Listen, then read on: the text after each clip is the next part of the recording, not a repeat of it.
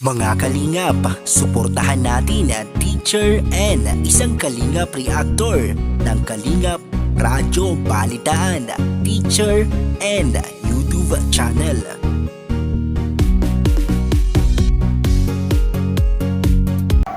Hey everyone, mega love shoutout! Magandang araw po sa inyong lahat, and syempre a blessed Good Friday to you all. And once again, this is Teacher N, muli nagbabalik para maghatid ng panibago na namang reaction video. So for today's video mga kalingap, bigyan natin ng reaction itong napapanahong content sa ngayon, itong napapanahong subject, napapanahong issue tungkol dito sa bagong promoted na director na walang iba kundi ang ating kasisi dito sa Kalingap na walang iba kundi si Sis Yang TV. Syempre, bago ang lahat, gusto ko munang i-shout out ang buong team Kalingap, syempre sa pamumuno ni Kuya Val, ni Ate Edna, ni Kalingap Rob, syempre, and ni Miss Jack. And sa lahat po ng mga supporters, sponsors, solid viewers.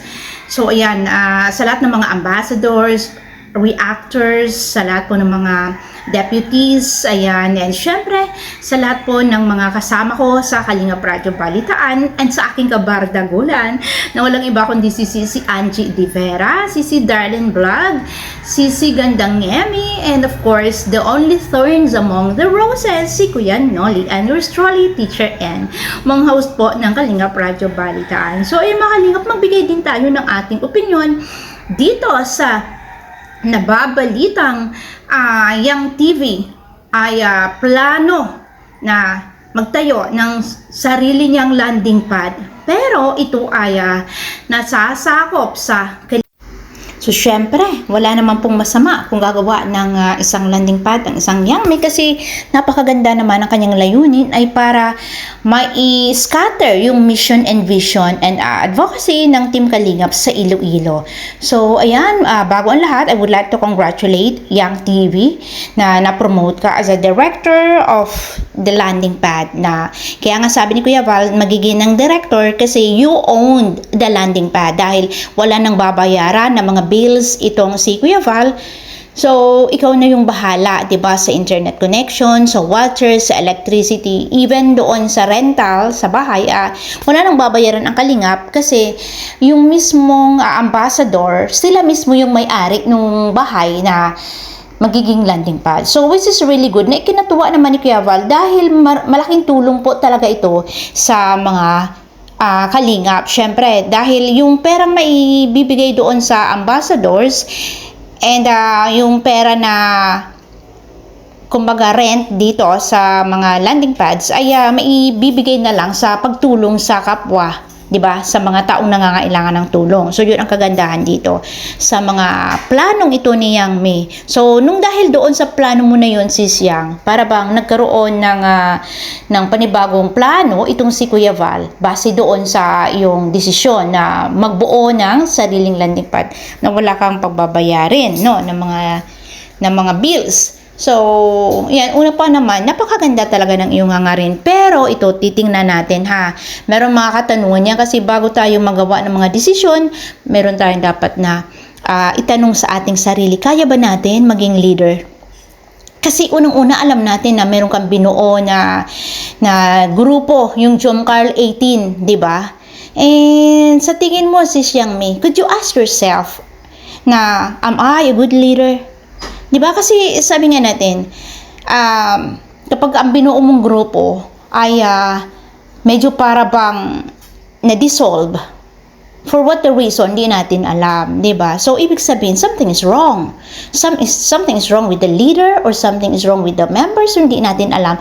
Saan ba yung yung pinaka-ugat, pinaka-punot dulo ng pagkaka-dissolve ng Jomcarl 18 ng hindi pagkakaunawaan, di ba? Kasi we all know na ikaw yung founder nito, di ba, Sis Yang? Now, ayun, meron kang binuo ulit ka Team Ilong dito sa Kalingap. So, existing, wala pa namang gaanong mga rumors or whatsoever tayong naririnig dito sa Team Ilong. And then, ito na naman, lumabas na meron kang panibagong plano na, yun nga, gusto mong bumuo ng landing pad sa Iloilo. Sabi nga, talagang napakaganda. Maging ako saludo doon sa decision mo na yon.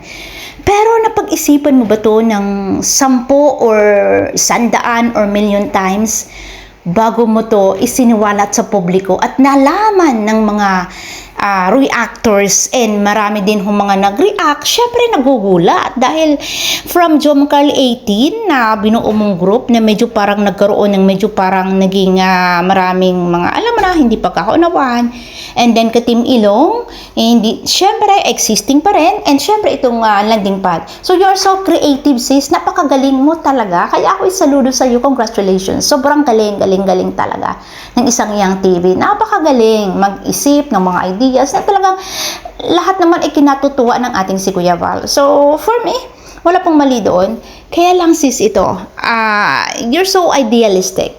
Dito tayo sa real situation, no? Dito na tayo sa totoong sitwasyon ng isang charity vlogger, ng isang director, na isipin mo na sa landing pad ka na.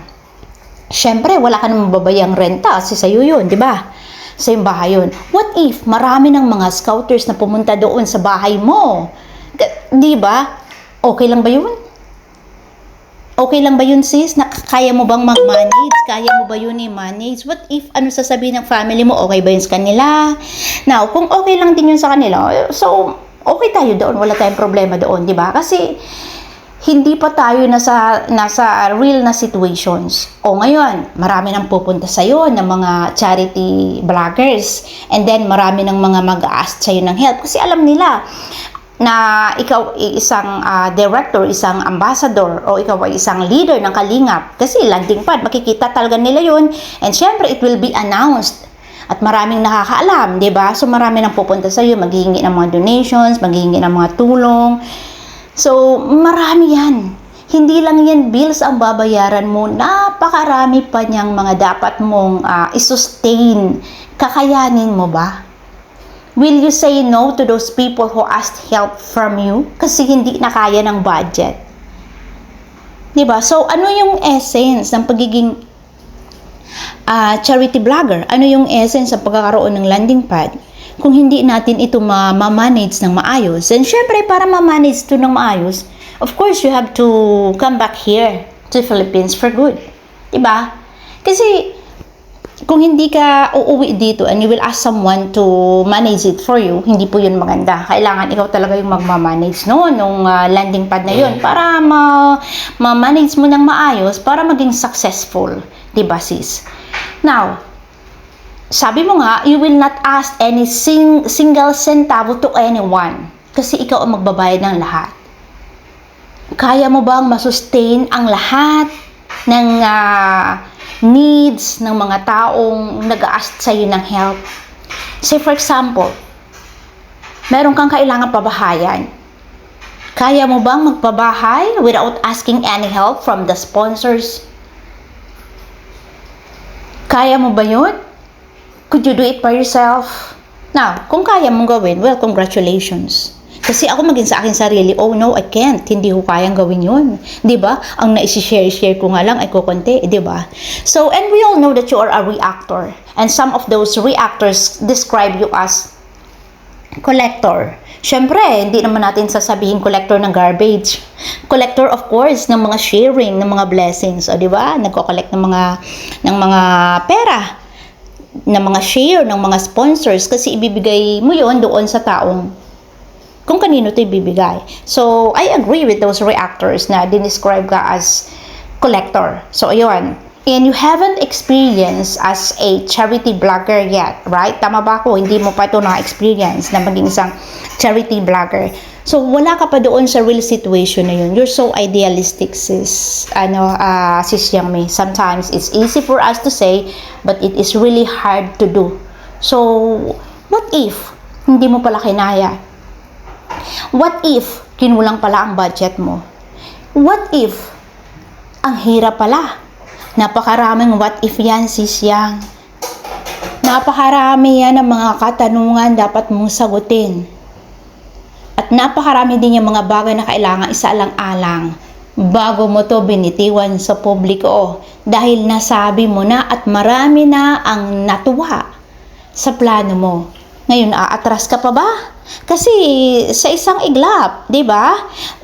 You just announce it na kung matutuloy.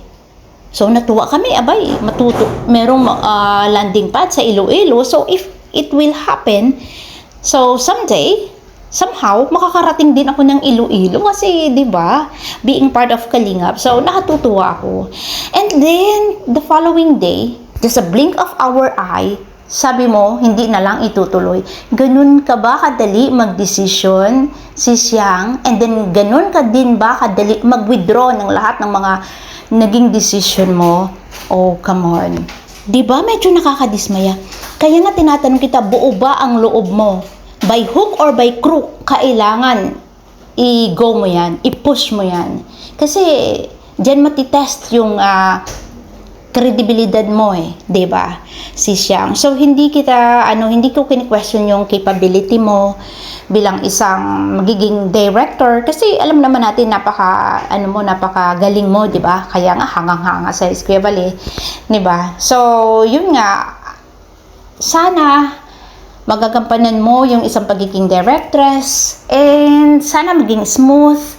And syempre, wish ko din sa'yo. And syempre, pagpipray ko na din na malagpasan mo lahat ng mga obstacles na darating, mga struggles, sacrifices, alam mo na, mga sagabal na maaaring dumating sa pagiging director mo. So, unang-una, alam mo, ito ang kagandahan sa mga reactors, just like me, no? Kaya sa iba pa mga reactors na nag-oppose, medyo parang nag-object doon sa plano mo. Well, ipagpasalamat mo yun, sis. Kasi kung lahat sasang-ayon sa'yo, hindi ka magkakaroon ng what if na tanong sa sarili mo. So, for us, na medyo parang nag-o-object kami, you have to say thank you for us. Kasi oo nga, bakit kaya ganun? Oo nga, what if hindi talaga ako magtagumpay? Ano kaya ang maaaring mangyari? O, mas maganda siguro maging charity vlogger muna ako. What if sumama muna ako na Kuya Val para makita ko kung paano nila gawin? Diba? What if mag-charity vlogger muna kaya ako bago ako sumuong dito sa pagiging director ng landing pad para alam ko ang pasikot-sikot, diba?